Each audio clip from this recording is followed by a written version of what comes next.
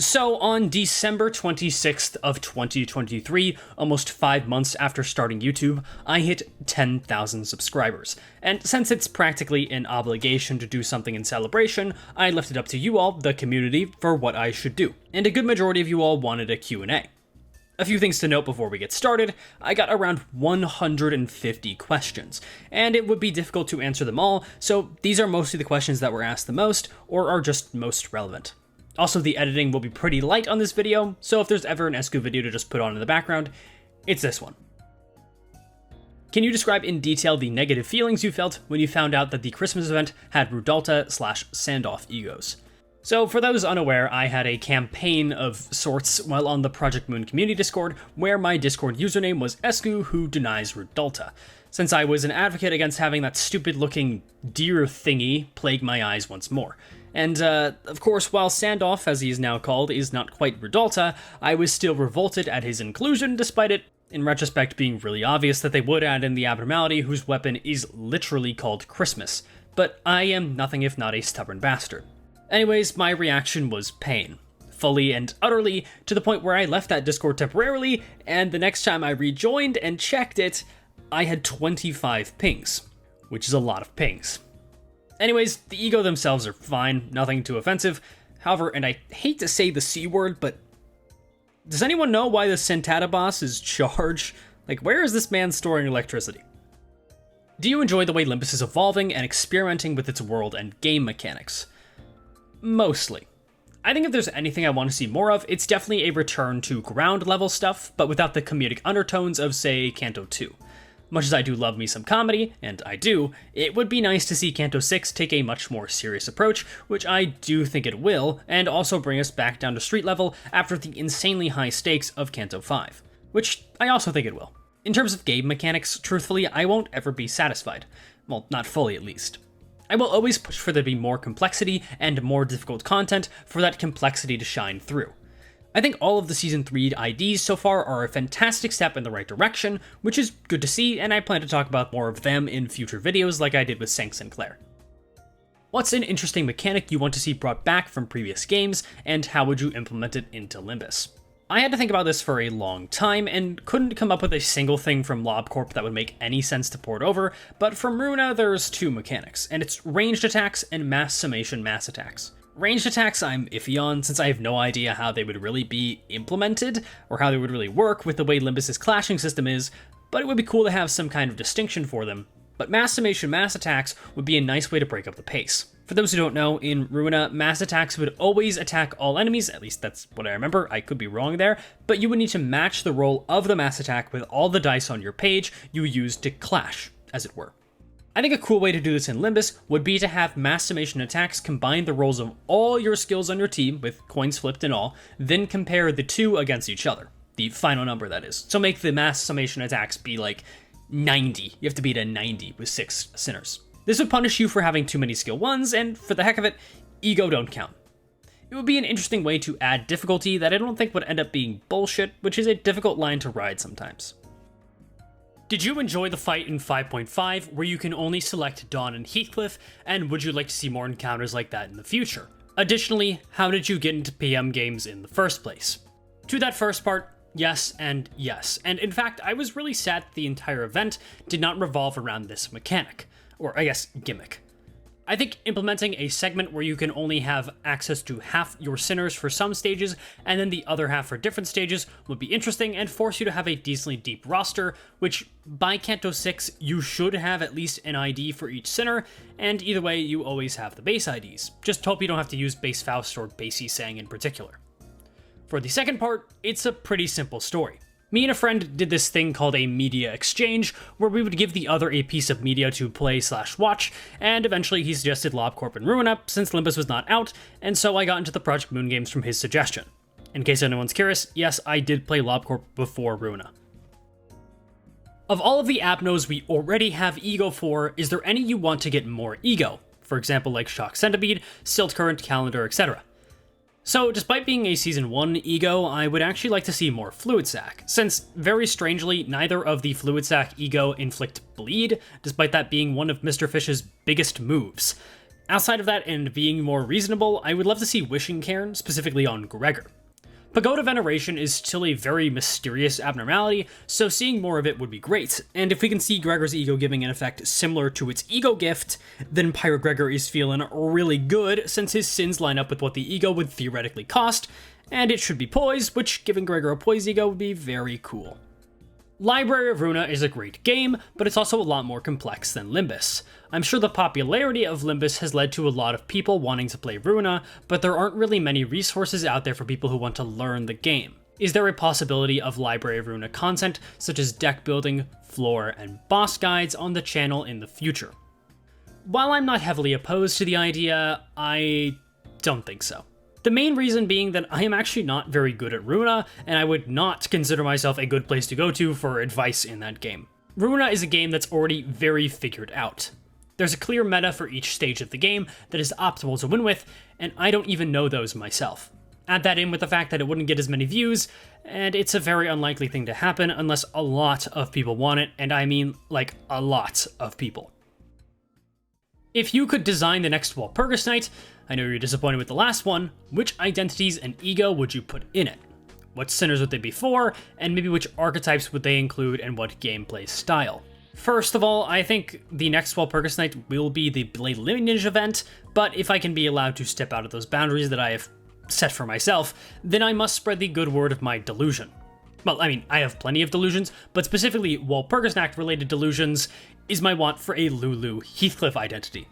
Now, for those of you who have played Runa, you immediately went, wow, this guy is stupid, I'm unsubscribing, which is what I thought to myself too, until you realize she's got a bat, and so does Heathcliff, and hear me out, most importantly, it would be pretty funny. But seriously, it actually does make an amount of sense if you know what happens in Runa and vaguely about Heathcliff's character, but of course, Lulu Heathcliff would be a 2-star, and as for 3 stars, Leeway Otis, 100%. I love Full Stop Office, and by that I mean I love Leeway, specifically, and I think Leeway Otis would be really, really great. Gameplay-wise, Lulu Heathcliff would be burn, with some self-burn, but it wouldn't be used as a resource. It would just kind of be like She Heathcliff's skill 3 self-damage, but without any of the whole HP conditional thing. And Leeway Otis would have ammo, and would ideally have some kind of unique gameplay mechanic that isn't just Poise crits again, since we already have Sank and Blade Lineage Otis for Poise on an Otis ID. As for ego, honestly, I don't have any particularly good ideas. I would just say Snow Queen because I like the abnormality. What's your favorite Canto so far in Limbus, and which Sinner's Canto are you the most excited for? And which version of Pass On do you like the most, and which Sinner's version are you most excited for? These two questions go together pretty nicely, so I figured I would lump them into one. Favorite Canto is kind of cheating, since Canto 5 is objectively the best Canto so far, with 4.5 being right behind it. In terms of which Canto I'm most excited for, it's kind of a boring answer, considering he's up next, but Heathcliff. I love Heathcliff, and I want to know more about what exactly is going on with him, plus I'm 80% sure it will make me cry, which would be pretty cool. In terms of pass-ons, it's Gregor. Ishmael is a second place, but Gregor's had the perfect build-up and was unexpected on a first playthrough, so it really catches you off guard with both its existence and also just how good the vocals are. Upcoming pass-ons is trickier, since I am mostly just curious to see how they deal with Ryoshu and Merceau singing, but I would say I look forward to Merceau's the most of all. Where do you hope to see Limbus in a year's time? New modes, added events, multiplayer events, that sort of thing. First of all, I want Limbus to just still be in service, but I also want several things. The biggest wants are a raid boss co-op mode and content that is exclusive to base and 2-star IDs. And by content, I mean permanent content, not the railways which cycle through. I want this around forever. Sort of as a side Canto content, but not an intervalo, like an actual separate thing in the Drive tab. I think also some kind of designated testing grounds area would be very good, but I'm not sure how that would be implemented. Realistically though, Limbus will be nearly unrecognizable in a year, so I'm excited to just see where it ends up on the whole. When Refraction Railway 3 comes out, will you do a Worst Team run again? This is by far the question I get asked the most, and I'm surprised it was not asked more on the community post, but my answer is always the same. I don't know, the content's not out. The less lame answer is yes, of course, are you kidding me? Of course I'm going to. While yes, the experience was painful, I want to try and make it even harder. Now that there are some new ego that make it easier, but, and that's a big but, I need to see what the content looks like first and foremost. If it wouldn't be good content to do a run with it, I see no reason to do it. What was your reaction to seeing your first few videos receive so well in the PM community? I cried. I'll say it on the public sphere with little to no shame. On August 11th of last year, I guess, I couldn't sleep. That was the day that the Kurikumu Honglu video was popping off, at least relatively, and it is still the most amount of subscribers I've gotten in one day, though hey, maybe you could change that now. I was also just surprised. I'll talk about this a little bit more later, but I knew my videos were good, or I guess above what was currently being put out, but I simply didn't expect for it to catch on for a month or two. I didn't think my kinds of videos really were something that the community wanted necessarily, but all it took was a week after uploading that first up to 4 value tier list, and well, ESGOO was properly born. From the entire extensive catalog so far of the Abnos PMs introduced, which one do you think is your favorite, least favorite, and how do you feel about them in general as such a big aspect of PM's world? Now, this was the question that was asked the most in the community post, which is not a surprise. I don't talk about the abnormalities and my opinions on them as concepts very much, and maybe I should, but I usually don't have too strong of opinions. However, I like black and white aesthetics, as you may have noticed. I also happen to like specifically weapons that are both black and white, so Funeral of Dead Butterflies is my favorite abnormality, simply for the aesthetics, which is a big part of it. Least favorite is Express Train to Hell. Should have called it What the Hell Were They Thinking, making an abnormality that requires constant attention in a game that already requires constant attention everywhere else, and oh, by the way, I'm just gonna kill your entire facility real quick. In terms of Limbus Abnos, Fairy Gentleman is great, and Ebony Queen's Apple is sadly pretty boring. As a whole, I think Abnos are cool, but they are certainly not the thing that drew me in about Project Moon's games. What is the part of Project Moon's world that you enjoy the most? Speaking of what drew me into Project Moon's games, I would say the character designs primarily. I didn't like LobCorp very much outside of the character designs and art style being relatively pleasing to the eye, and Myo being literal peak, so that was the thing that initially grasped me. Then going into Ruina, the character designs continued to be great, but the characters themselves were also a lot more comprehensive and funny. So yeah, I would say the character designs is the biggest thing. If you were to voice act a Limbus character in English, who would it be? I actually don't think my normal voice, as in the voice I'm speaking with right now, fits any of the sinners, at least. In terms of Limbus characters as a whole, Samjo? I probably only came to that conclusion because I would like to voice him, but frankly, I just don't think my incredibly standard American accent fits almost any of the characters in Limbus. However, to voice an abnormality, I would choose Fairy Gentleman. Which ID do you find most enjoyable to play? Sancton. I have a fun tier list I posted a while ago, though it is missing a few applicants. I'll put on screen my rankings for all the IDs that are not on that list, but Sancton was the only Dawn 3-star for a while, and her animations are fun. I like Declared Duel and speed mechanics a lot, and I like her on kill line. It sounds like you can't come kill me, which is funny, and also, it's Don Quixote. What made you so dedicated on making Limbus content? It's rare to see such well-made content for a game that only really has a cult following. First of all, thank you for thinking my content is well-made, but secondly, spite. Utter and complete spite. I basically looked at the state of Limbus YouTube back in, May, and did not like what I saw. It was mostly just sloppily put together ID reviews or some unedited guides. Now when I say this, I don't mean to call people out or be rude. Making content is hard, and if you're not committed to editing videos, which is also hard, then I get it. However, I like Limbus, and after needing to be convinced for about 2 months to actually make YouTube videos, I eventually caved and decided that, since Limbus Company YouTube content was not up to my standard, I would simply make content that was up to my standard. And so I did. So yeah, spite was the main motivator, but now that I'm here, it's because it's fun. And I like to have my work be appreciated, and every nice comment motivates me to keep going, and every negative comment fuels me via, well, spite. Who do you think needs the most love right now in terms of IDs or egos? In terms of IDs, Otis, and it will be Otis until she has 7 IDs total. In terms of ego, Gregor needs some help and so does Dawn, but I wouldn't mind Honglu getting more ego because, man, they just keep missing with him. How long does it take for you to make one video? The formula I generally give people is about an hour per minute. Realistically, it is closer to about 40 minutes for every minute while editing, but the extra 20 minutes comes from scripting and recording. I've gotten a lot better at recording, especially since my first video, which had over 100 outtakes, but scripting still takes a very long time, especially when you have scripts that can be thousands or even 10,000 words long. The editing is definitely what takes the longest, and each animation you see in my video takes basically an hour at minimum, which accounts for coming up with the idea of what animation to do, getting the sprite assets, and then the actual animations themselves. Unless they're really simple, in which case they don't take much time, but this is because I'm a perfectionist, and I like to have there be at least something happening on screen every 5 seconds minimum, but I allow wiggle room on the long videos since that would take forever if I applied my 10 to 20 minute editing style to those types of videos. Favorite Sin Affinity. It's Gluttony due to early G. Gregor bias, but Lust is a close second due to whistle spamming being pretty funny, but it's a real shame we are in kind of a gluttony drought. Sank Sinclair brought us a good Gluttony skill 1, but in terms of notable Gluttony skill 1s and 2s and 3s, we are really lacking. What other games do you play other than PM games?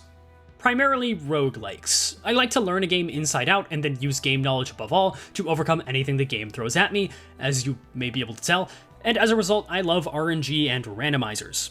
I have played Ocarina of Time, Pokemon, and Hollow Knight randomized, and those are all really fun, so any game that has that sweet RNG element, but allows me, the player, to be skilled enough to overcome it, is up my alley. What do you think about all the recent Poise IDs? Poise deserved a surge of IDs, like really deserved it, but I do hope we don't just see Poise for the entirety of Season 3. Since I don't love the idea of each season specifically focusing on a status effect, I'm okay with it for now, since Poise was super behind in terms of IDs, and especially good IDs, and Burn kind of does deserve a season, but after that, I want an even spread of IDs and status effects within those IDs, with the exception of seasonal IDs, which I think should have a theme to them like we have seen in the past and now. Will you make a Discord server? Maybe, potentially, probably, maybe yes. The main thing is that I'm lazy and could not be bothered to manage that, but I am pretty active on the Project Moon Community Hub Discord server, so in the meantime, that is a good place to talk with me if you want to for some reason. Was the weird cut in the ending of your first video intentional or nah? I'm kinda curious since you decided to turn it into your bit. For those only listening to this video, on screen is a screenshot of my script for the Uptide 4 value tier list, which by the way is 10,000 words, and took me a long time to finalize, so yes, that was very planned, and has since become a nice little running joke that not a ton of people are in on since, I mean, who can be bothered to stay to the very end of every video? Any other gacha games you're playing, or is it just Limbus? It's just Limbus. I'm actually very anti-gacha as a whole, but Limbus sucked me in due to prior investment. There has been one guy trying to get me to play Arknights, I think his name was Sunal or something, but I don't really know if I will do that at any point. I like where I'm at, and even though there's definitely greener pastures views-wise than Limbus Company, I really wouldn't know how to make videos on them anyways, since my current style of content is really all I know, and I'm not even close to an editing expert. And the final question, why ESGOO? This is a pretty common one, but the answer is really simple. I was trying to come up with a YouTube username, and my username I used in games up until this point was Sweaty Gamer of Old. Apply Ryoshu's methodology to that, and you get ESGOO, which doesn't look very visually appealing and could also be pronounced skoo, so I added an E to the beginning for ESGOO. Though I mean, if someone can make an appropriate acronym out of ESGOO that fits for Limbus/Project Moon as a whole, maybe I can adopt that instead. And those are all the questions I am answering at this time. I'm honestly shocked at the number of questions I got, and I'm sure I missed some of the burning questions, so if you still have questions, and by that I mean actual questions and not stuff like this, I will try to answer some of them in the comments of this video after it goes live. Outside of that, thank you for your support. It's truly incredible that I am allowed and able to grow this quickly, despite not even knowing how to edit a video not even half a year ago. Being your Limbus Internet Funny Man is a pleasure. Oh, and slightly preemptively, thank you for 11,000 subscribers. I guess I really am cursed to be outdated. But that's all from me. Thank you for watching, and as per usual and very intentionally, this video ends